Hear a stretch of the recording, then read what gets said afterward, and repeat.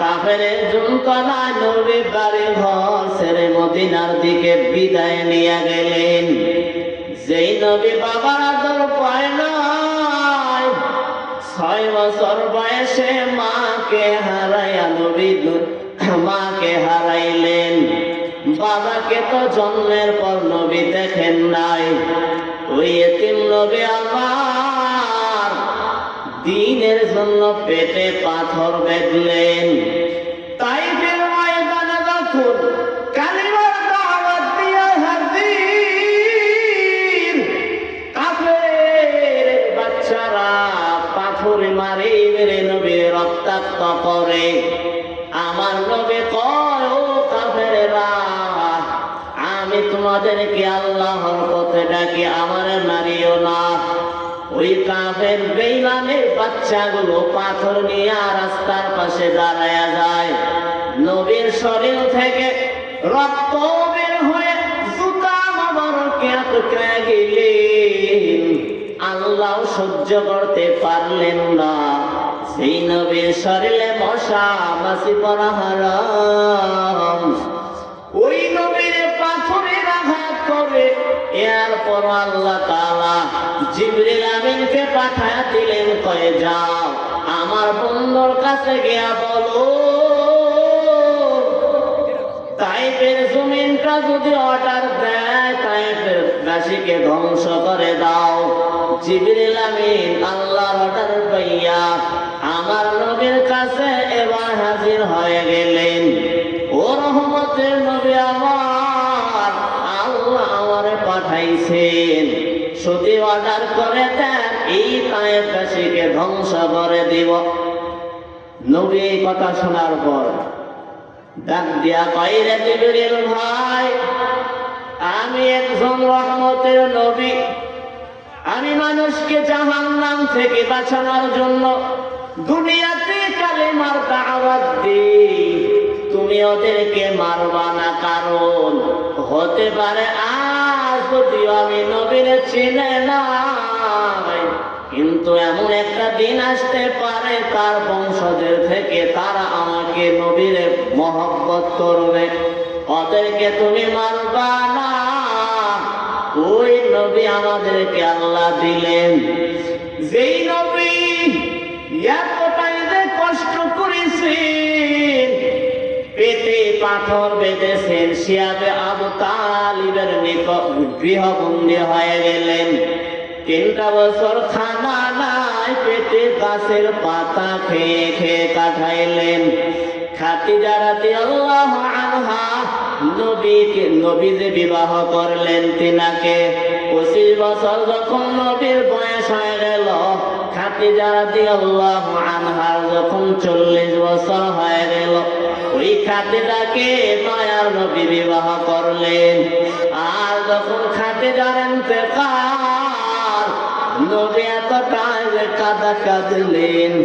আয়েশা রাদিয়াল্লাহু আনহা ডাক দিয়া কয়, ও রহমতের নবী আমার, আপনার তো এত, আপনি কেন এত কাঁদেন? আমি আয়েশা আপনার আদরের বিবি।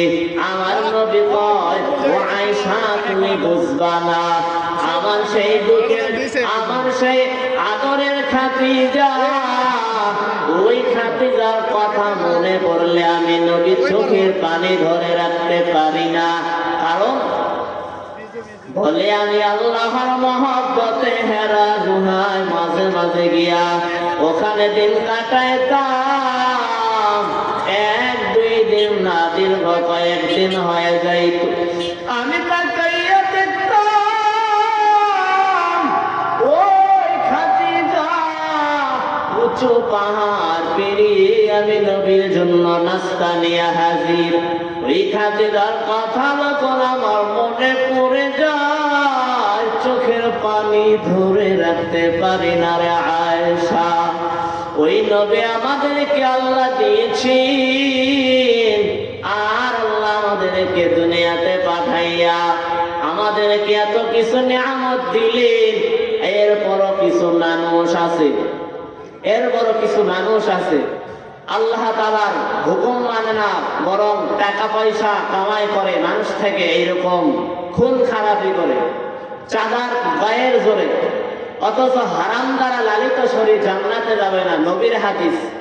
অথচ এই বাংলাদেশের খবর নিয়ে দেখেন, পাথরের কারণে যুবককে হত্যা করলো, কিছুদিন আগে হাদি ভাইকে হত্যা করলো, এত হত্যার হত্যা। অথচ আল্লাহ তাআলা কোরআনে বলেছেন, একজন মানুষ যদি কেউ হত্যা করে, ইয়া আইয়ুহাল্লাযীনা আমানু কুতিবা আলাইকুমুল কিসাসু ফিল কাতলা, হত্যা করলে একজন মানুষকে ওই হত্যার বদলা তাকেও হত্যা করা জায়েজ কোরআনের আইন অনুযায়ী। অথচ রহরহ হত্যা হইতেছে, আর একজন মানুষকে যদি কেউ বিনা দোষে হত্যা করে, তাহলে গোটা দুনিয়ার মানুষকে হত্যা করার গুনাহ তার আমলনামায় জমা হইল। আর এই হত্যা কিয়ামতের দিন আল্লাহ সর্বপ্রথম বিচার হবে একমাত্র নামাজের, এরপরে দ্বিতীয় বান্দার হকের মধ্যে হত্যার বিচার সবার আগে নেওয়া হবে। তো বলতেছিলাম, হারাম দ্বারা লালিত শরীর জান্নাতে যাবে না, নবীর হাদিস। আজকে থেকে যারা সুদের টাকা খান, ঘুষের টাকা খান, সুদের টাকা যারা খাবে, আপন মায়ের সাথে জিনার গুনাহ হবে। সুদের ৭০টা গুনার স্তরের মধ্যে সর্বনিম্ন গুনার স্তর আপন মায়ের সাথে জিনা। এত বড় একটা নিকৃষ্ট কিয়ামতের দিন আল্লাহ তাআলা কোরআনে বলেছেন, দুই দল মানুষের সাথে যুদ্ধের ঘোষণা দিয়ে দিলেন। এক নাম্বার হলো যারা সুদ খাবে, আর একটা হলো মান আদালি ওয়ালিয়ান ফাকাদ আযানতুহু বিল হারব। সুদ হারাম দলিল প্রমাণ দাও, কোরআনের আয়াত, ওয়া আহাল্লাল্লাহুল বাইআ ওয়া হাররামার রিবা। আল্লাহ ব্যবসাকে হালাল করে দিয়েছেন, সুদকে হারাম করে দিয়েছেন। আর একটা মান আদালি ওয়ালিয়ান ফাকাদ আযানতুহু বিল হারব, আল্লাহ ওলিদের সাথে যারা দুশমনি করবে, আল্লাহ তাআলা এদের ব্যাপারেও যুদ্ধের ঘোষণা দিয়েছেন। তাহলে এই বাংলার জমিনে একটু নজর করে খেয়াল কর, এই জমিনে যারা জুলুম করে তারা বেশি দিন টিকতে পারে নাই। এই দুনিয়াতে সম্মানের চেয়ার পাইতে হলে দুইটা পুঁজি দরকার, একটা পুঁজি হলো ইলম, আর একটা পুঁজি হলো টাকা।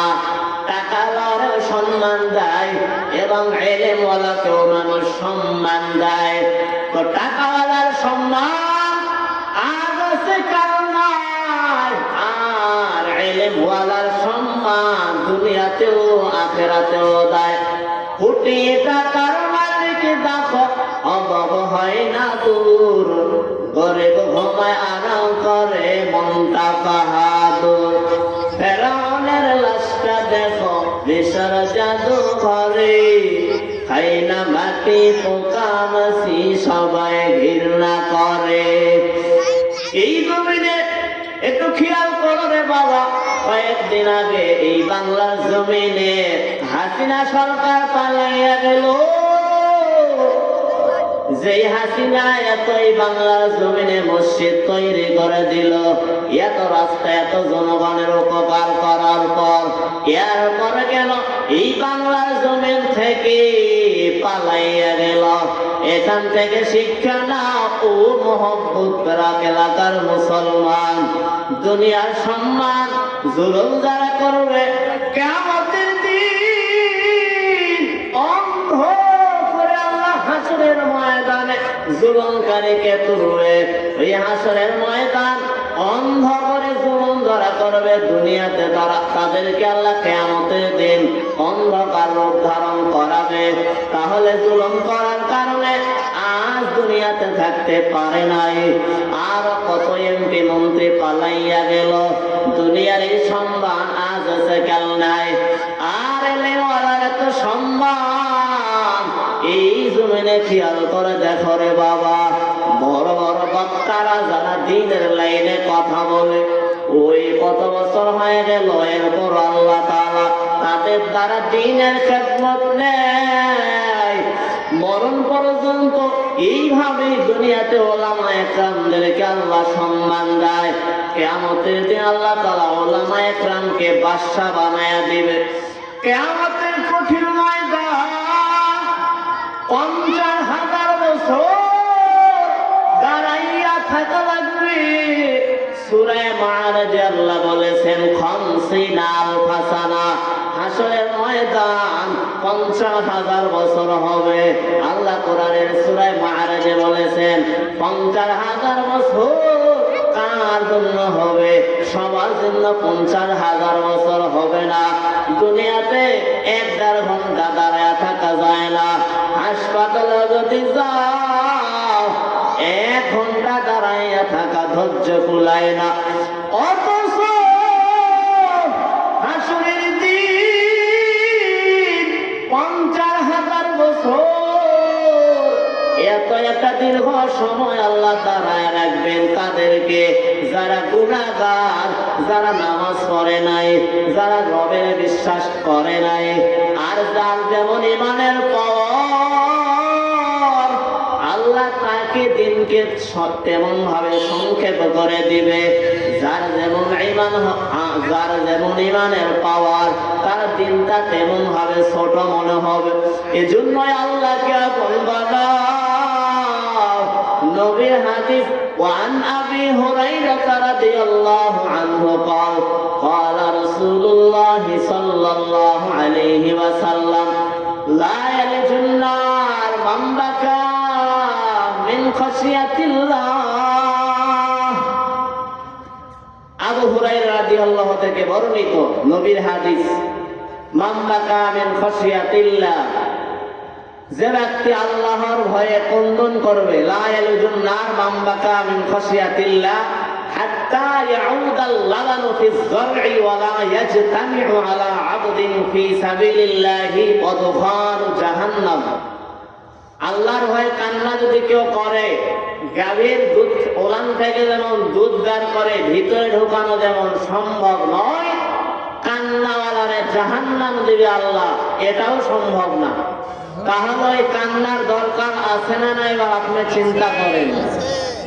ফালইয়াদহাকু কালিলাও ওয়ালইয়াবকু কাসীরা, কম হাস, বেশি বেশি কান্না কর। কান্নাওয়ালার এত দাম। আল্লাহর কাছে দুইটা জিনিস এতটাই পছন্দনীয়, অধিক প্রিয়। একটা হলো চোখের পানি, আর একটা হলো শহীদের রক্ত। চোখের পানি আল্লাহর এত দাম, কিয়ামতের দিন যখন জাহান্নামকে 70,000 ফেরেশতা টানায় রাখবে, জাহান্নামের কোন সামন দিকে আগাইয়া যায়, বিচার না শুরু হতে জাহান্নামকে ধরে রাখতে পারে না। আল্লাহ বলবে, ও ফেরেশতা ভালো করে ধরে রাখো, জাহান্নাম যেন সামন দিকে না আগায়। ওই কঠিন ময়দানে নবীরা পর্যন্ত বেহুশ হয়ে যাবে। আমার নবী সেজদায় পড়ে কান্না করবে আর বলবে, ও মালিক, আর যদি আমার একটা উম্মত জাহান্নামে যায়, আমি নবী জান্নাতে যাব না। আমার আল্লাহ এই দৃশ্য দেখে বলবে, হে বন্ধু, মাথাটা উঠাইয়া নাও, আমি কথা দিলাম আপনার একটা উম্মতরেও জাহান্নামে দিব না। 70,000 ফেরেশতা জাহান্নামকে টেনে ধরে রাখতে পারে না, সামন দিকে যায়। এমন সময় আল্লাহ তাআলা ফেরেশতাদেরকে একটা কুদরতের পানি দিবে। ওই পানি ছিটায়া দিবে জাহান্নামের গায়ে। জাহান্নামের গায়ে পানি ছিটায়া দেওয়ার পর জাহান্নাম পেছনে যায়। এবার বান্দা জিজ্ঞাসা করে, হে মালিক, এই জাহান্নামকে 70,000 ফেরেশতারা ধরে রাখতে পারে না, এটা কেমন পানি? যেই পানি দেওয়ার পর জাহান্নাম আবার পেছনে দৌড়ায়। এটা কি দুনিয়ার আবে হায়াতের পানি, নাকি জমজমের পানি, নাকি দুনিয়ার কোন সমুদ্রের পানি? আল্লাহ আল্লাহ বলবে না না, এটা দুনিয়ার কোনো পানি নয়, আবে হায়াতের পানি না, জমজমের পানি না, সমুদ্রের কোনো পানি না, এটা আমার গুনাহগার উম্মতের চোখের পানি। ও চোখের পানিওয়ালা যুবক, আপনার কপাল কত ভালো রে বাবা। আমি একটু আপনাদের কাছে দোয়া চাই, ও এলাকার মুসলমান, আল্লাহ তাআলা আপনাদেরকে